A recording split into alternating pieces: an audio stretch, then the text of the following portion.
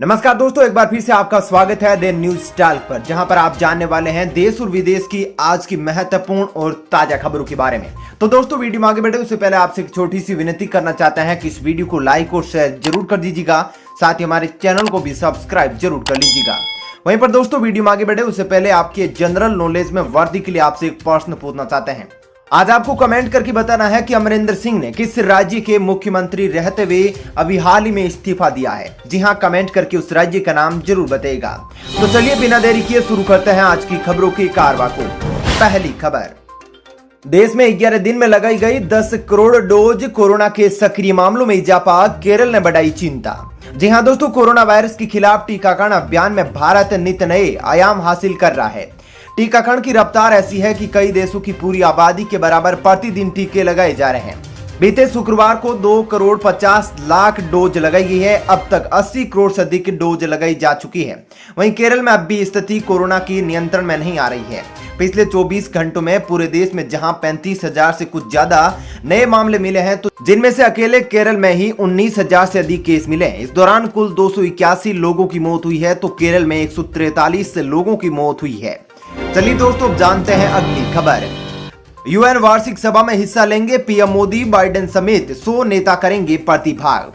जी हां दोस्तों, भारत के प्रधानमंत्री 25 सितंबर को होने वाली वार्षिक सभा की बैठक में हिस्सा लेंगे। खबरों के मुताबिक बैठक में 100 देशों के नेता भाग लेने वाले हैं। पिछले साल कोरोना संक्रमण के कारण बैठक को वर्चुअल ही आयोजित किया गया था। भारत के प्रधानमंत्री नरेंद्र मोदी 25 सितंबर की सुबह संयुक्त राष्ट्र महासभा के सभागार से विश्व नेताओं को संबोधित भी करेंगे। चलिए दोस्तों, अब जानते हैं अगली खबर। हवाई यात्रा करने वालों के लिए खुशखबरी, अब फ्लाइट्स में बढ़ाई गई यात्रियों की संख्या, साथ ही एक और नियम किया गया लागू। जी हां दोस्तों, देश में कोरोना संक्रमण की स्थिति में सुधार के मद्देनजर नागरिक उड्डयन मंत्रालय ने शनिवार को कहा कि एयरलाइन कंपनियों के लिए पैसेंजर्स कैपेसिटी को 72.5% से बढ़ाकर 85% कर दिया गया है। पिछले साल मई 2020 में सरकार ने कोविड के प्रसार के जोखिम को कम करने के लिए घरेलू एयरलाइंस की क्षमता में 33% की कटौती की थी।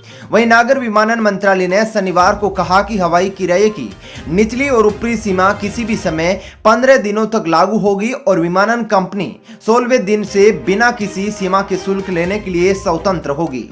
चलिए दोस्तों, अब जानते हैं अगली खबर। कोरोना महामारी काल के अंदर जलवायु परिवर्तन और लू के कारण लोगों का जीवन हुआ प्रभावित, विशेष रिपोर्ट में खुलासा। जी हां दोस्तों, international federation of red cross and red crescent societies की ताजा रिपोर्ट के अनुसार कोरोना महामारी के दौरान चरम मौसमी घटनाओं के चलते दुनिया में करीब 14 करोड़ लोगों का जीवन बुरी तरह से प्रभावित हुआ।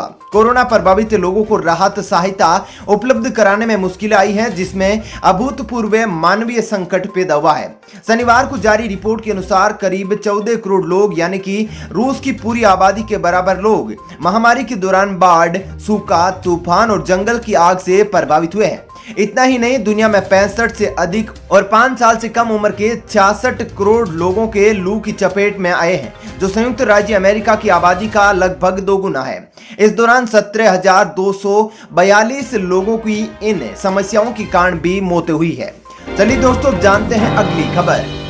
विभिन्न मुद्दों पर जयशंकर प्रसाद और सऊदी अरब के विदेश मंत्री ने की वार्ता।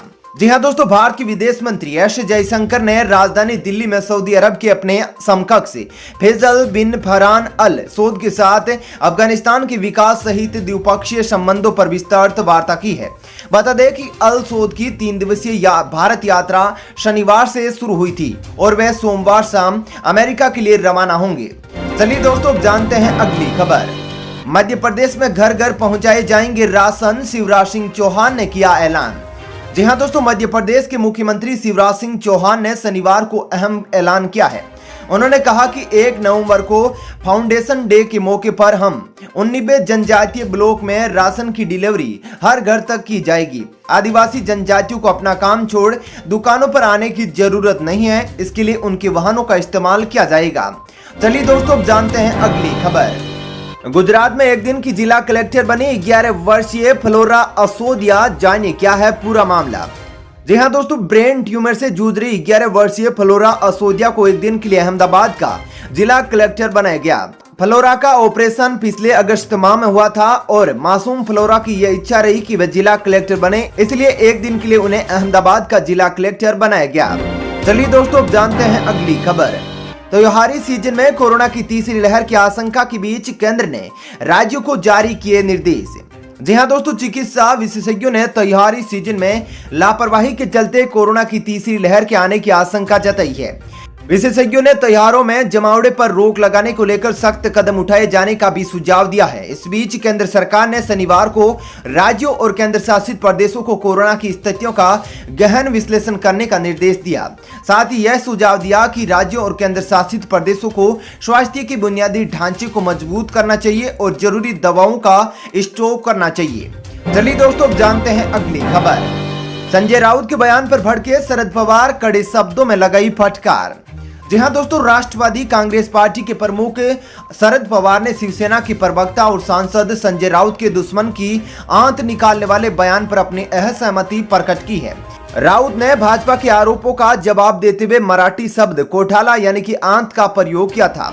बता दें कि भारतीय जनता पार्टी पहले शिवसेना की सहयोगी रह चुकी है। पवार ने इस बयान पर नाराजगी जताते हुए उपनगरीय गोरेगांव में दिवंगत समाजवादी नेता मृणाल गौर के नाम की खोली गई एक आर्ट गैलरी के उद्घाटन के अवसर पर कहा कि पहले कोई ऐसा भाषा का उपयोग नहीं करता था। चलिए दोस्तों, जानते हैं अगली खबर। आज से फिर शुरू होगा आईपीएल का महामुकाबला, इन दो टीमों के बीच में होगा मैच। जी हां दोस्तों, आईपीएल 2021 के दूसरे फेज की शुरुआत मुकाबला रविवार को दो ऐसी टीमों के बीच खेला जाएगा जिन्होंने इस लीग में सबसे ज्यादा खिताब जीते हैं। एक तरफ है रोहित शर्मा की अगुवाई वाली मुंबई इंडियंस, जिसके नाम सर्वाधिक 5 बार खिताब जीतने का रिकॉर्ड है। वहीं दूसरी तरफ है वर्ल्ड क्रिकेट में सबसे सफल कप्तानों में से एक महेंद्र सिंह धोनी की कप्तानी वाली चेन्नई सुपर किंग्स। चलिए दोस्तों, जानते हैं अगली खबर। भारत में बन रहा दुनिया का सबसे लंबा एक्सप्रेसवे मार्च 2022 तक होगा पूरा। जी हां दोस्तों, भारत में इस समय दुनिया का सबसे लंबा राजमार्ग यानी दिल्ली मुंबई एक्सप्रेस हाईवे पर काम चल रहा है। केंद्रीय सड़क परिवहन राजमार्ग मंत्री नितिन गडकरी ने जानकारी देते हुए बताया कि सरकार विश्व के सबसे लंबे राजमार्ग पर काम कर रही है। नितिन गडकरी ने आगे कहा कि एक्सप्रेसवे की लंबाई 1380 किलोमीटर होगी। चलिए दोस्तों, जानते हैं अगली खबर। सोमवार से शुरू होगी कक्षा 6 से 8 की कक्षाएं, झारखंड में दिशा निर्देश जारी। जी हां दोस्तों, झारखंड में कोरोना के कम होते मामलों के बीच 20 सितंबर यानी कि सोमवार से कक्षा 6 से लेकर 8वीं तक के बच्चों के लिए स्कूल खोल दिए जाएंगे।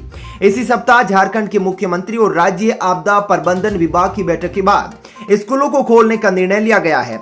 वहीं उत्तराखंड में भी 21 सितंबर से स्कूलों को खोला जाएगा, जिसमें कक्षा 1 से 5वीं तक के स्कूल हमेशा 3 घंटों के लिए लगेंगे। चलिए दोस्तों, जानते हैं अगली खबर। पंजाब में सुनील जाखड़ हो सकते हैं नए मुख्यमंत्री, नई सरकार में 2 डिप्टी सीएम का बन रहा फॉर्मूला।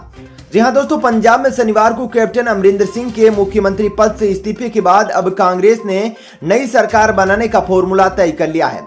सूत्रों के मुताबिक राहुल गांधी और नवजोत सिंह सिद्धू के करीबी और पूर्व सांसद और पूर्व पंजाब कांग्रेस अध्यक्ष सुनील जाखड़ को मुख्यमंत्री बनाया जाएगा। इसके अलावा नई सरकार में 2 डिप्टी सीएम भी बनाए जाएंगे। 2 डिप्टी सीएम में एक डिप्टी सीएम दलित समुदाय से होगा। इस रेस में पूर्व कैबिनेट मंत्री चरणजीत सिंह चन्नी और कांग्रेस के सीनियर विधायक राजकुमार वेरका का नाम भी आगे चल रहा है। चलिए दोस्तों, अब जानते हैं अगली खबर। किसानों के लिए खुशखबरी, 1 नवंबर से शुरू होगी मूंगफली की सरकारी खरीद। जी हां दोस्तों, हरियाणा के किसानों के लिए खुशखबरी है। राज्य सरकार ने न्यूनतम समर्थन मूल्य पर मूंगफली भी खरीदने का फैसला ले लिया है। इसकी सरकारी खरीद 1 नवंबर से की जाएगी और 31 दिसंबर 2021 तक जारी रहेगी। इस बात का ऐलान खुद मुख्यमंत्री मनोहर लाल खट्टर ने किया है। चलिए दोस्तों, अब जानते हैं अगली खबर। दिल्ली प्रशासन ने दिए गुरुद्वारा बंगला साहिब को बंद करने के निर्देश। जी हां दोस्तों, चाणक्यपुरी एसडीएम ने कोरोना नियमों का पालन नहीं करने के लिए गुरुद्वारा बंगला साहिब को बंद करने के आदेश जारी किए हैं। इस पर गुरुद्वारा प्रबंधन ने नाराजगी जताई है और आदेश जारी करने वाले अधिकारियों के खिलाफ कार्रवाई की मांग की है। चलिए दोस्तों, अब जानते हैं अगली खबर। वापस आया inspiration 4X crew, Elon Musk ने दी बधाई। जी हां दोस्तों, 3 दिनों तक अंतरिक्ष में रहने के बाद इंस्पिरेशन 4X भारतीय समयानुसार रविवार सुबह 4:30 बजे वापस पृथ्वी पर आया। स्पेस एक्स के ड्रैगन स्पेस क्राफ्ट सुरक्षा के साथ अंटार्कटिक में उतरा। खुशी का इजहार करते हुए इलोन मस्क ने ट्वीट कर बधाई दी। वहीं स्पेस एक्स ने भी क्रू सदस्यों का पृथ्वी पर लौटने पर जोरदार स्वागत किया और लिखा वेलकम बैक। चलिए दोस्तों, अब जानते हैं अगली खबर।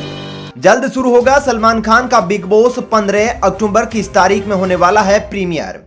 जी हां दोस्तों, बिग बॉस फैंस का इंतजार अब खत्म हो चुका है। सलमान खान का बिग बॉस 15 2 अक्टूबर से कलर्स टीवी पर शुरू होने जा रहा है। देश के सबसे बड़े रियलिटी शो में बिग बॉस ओटीटी विनर दिव्या अग्रवाल, प्रतीक सहजपाल के साथ साथ एंटरटेनमेंट इंडस्ट्री के कई जाने माने कलाकारों को भी शामिल होने का मौका मिलेगा। चलिए दोस्तों, फिलहाल इस वीडियो में इतना ही। ऐसी ही खबरें देखते रहने के लिए आप हमारे चैनल को सब्सक्राइब कर ले, साथ ही इस वीडियो को लाइक और शेयर जरूर करें। धन्यवाद। जय हिंद।